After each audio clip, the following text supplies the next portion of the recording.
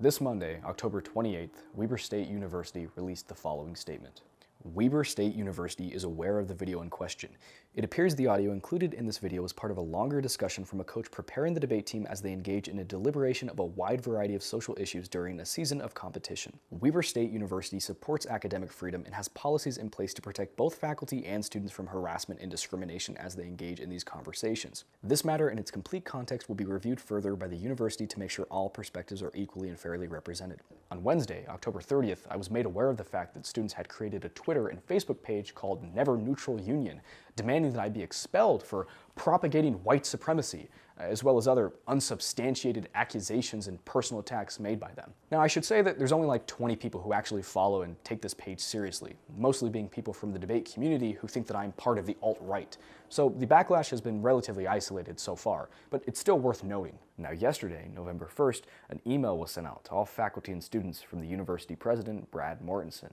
Dear faculty, staff, and students, over the past several days, a series of events have unfolded that underscore the challenging times in which we live. On October 26, a link to a YouTube video was shared on several Weber State University social media channels and other sites. The video in question was created by a current Weber State student who shared audio excerpts he recorded of the debate coach and students over multiple hours of a pre-semester debate activity. During this exercise, the faculty member and participants explored and critiqued strategies for debating controversial issues and were recorded without their knowledge. In the ensuing days, this video has been shared on a variety of social media platforms and caused a wide range of responses from audiences that have seen it. Some have demanded to know why the university has not taken action against the faculty member.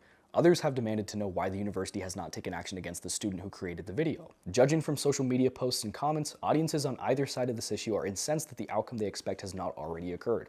As an institution of higher education, we owe it to all members of campus to take a deliberate approach to issues like this and do our best to learn all the details involved. At the heart of this complex debate are three fundamental values: American higher education's unwavering commitment to academic freedom, an individual's right to freedom of expression, and Weber State's dedication to creating a welcoming and inclusive environment. These values are not mutually exclusive, but real-world situations can put them at odds. Regardless of one's personal views on this subject, no one benefits from a hastily reached conclusion. Ultimately, if disciplinary action is taken, it is the university's long-standing policy that it does not publicly share or discuss personnel or student conduct violations. As a result of this video being shared broadly, some members of our campus community have received emails and voicemail messages that have been construed as discriminatory, harassing, or threatening. If you, as a member of our campus community, feel that you have been treated unfairly or have been subjected to an experience that caused personal harm, we encourage you to visit the Safe at Weber site, which contains links to a variety of resources to support your personal safety and well-being. At Weber State, we strive for a free and open exchange of ideas that can be conducted in a way that is respectful and inclusive.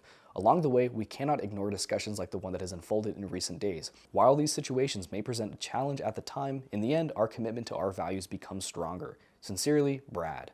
Now, the university hasn't made an official decision yet, but their response is still disappointing for a couple of reasons. First, they continue to suggest that this was all just part of teaching debate, even though I've shown more than enough evidence that that is not what happened. There is no critiquing of these strategies allowed, at least no genuine critique, and the only strategies that we were allowed to explore were the ones that adhered to this professor's ideological liking. Second, they continue to try to frame this as an issue surrounding academic freedom and freedom of speech. It's not.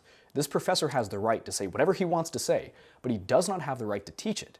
Weber State University's own policies regarding academic freedom support this. The faculty are entitled to freedom in discussing their subjects, but they should be careful not to introduce in their teaching controversial matter which has no relation to their subject. Now, there's a double bind here. Either the positions that this professor presented had no relation to the curriculum of debate, in which case academic freedom doesn't apply and he shouldn't have been presenting them, or they do relate to the curriculum of debate, in which case he should have presented them as if they were debatable. And I mean really debatable, not him just giving more of the same type of arguments for us to use to out-left the positions. It continues. Faculty should at all times be accurate, should exercise appropriate restraint, should show respect for the opinions of others, and should make every effort to indicate that they are not institutional spokespersons. There are at least three violations there. First, faculty should exercise appropriate restraint.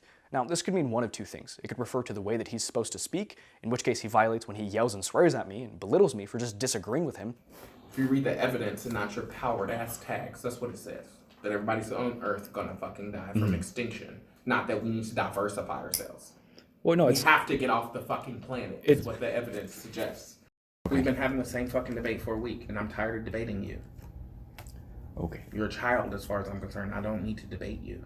Or it could mean that he should just keep his biases restrained. in which case he violates when he constantly interjects anti-white comments. We can even talk about the main Stoic figure, one of the main, Epictetus. He was a slave. More white people. Well, he was white, but he was a slave. I don't think his skin color changed the fact that he was his master broke his leg. To have the mental capacity of our white. No, I completely understand. We should. Sorry that my people are. Why does it matter that he was white? We can't change the Constitution. Yeah, well, you can vote. I don't think the Constitution is inherently unfair, though. Well, that's a personal opinion, and I think people who would not be white men may suggest differently. Second, faculty should show respect for the opinions of others. Do I even need to explain this one? He violates this many times when he instantly shoots down my ideas and positions. Could I give you an analogy I think might help you understand? It's not going to help me understand. You haven't heard it. Yeah, I'm not trying to understand more. I got this half down pretty great. Well, I don't think you do, though, because Third, faculty should make every effort to indicate that they are not institutional spokespersons. The fact that this professor only lets you go to tournaments if you argue for positions that he likes means that he is functionally acting as an institutional spokesperson, since the debaters who go to these tournaments and regurgitate the ideologies he promotes do so representing Weber State University. And so when he tells me that I'm not allowed to argue for a position, he does so on behalf of Weber State University. You can't go out and make arguments that I don't approve of. And you understand that, right? Yeah. I guess I'm just confused on what's the qualification of approval? Whatever I say. Is it I have discretion. Yeah, I know. Per the university. Furthermore, Section 9.5 states, faculty members have a responsibility to their students to entertain all relevant questions and to discuss controversial questions objectively and freely. Where faculty members find it pedagogically useful to advocate a position on controversial matters, they should exercise care to assure that opportunities exist for students to consider other views. Faculty members shall not reward agreement or penalize disagreement with their views on controversial topics. This professor does not allow students to consider other views outside of the narratives he's promoting, and him deciding who gets to go to tournaments based on that definitely counts as rewarding agreement and penalizing disagreement. This is not a question of academic freedom or freedom of speech. It's a question of if this professor is meeting his obligations and duties as someone who is paid by the university to teach students debate. And the answer is clear, he's not.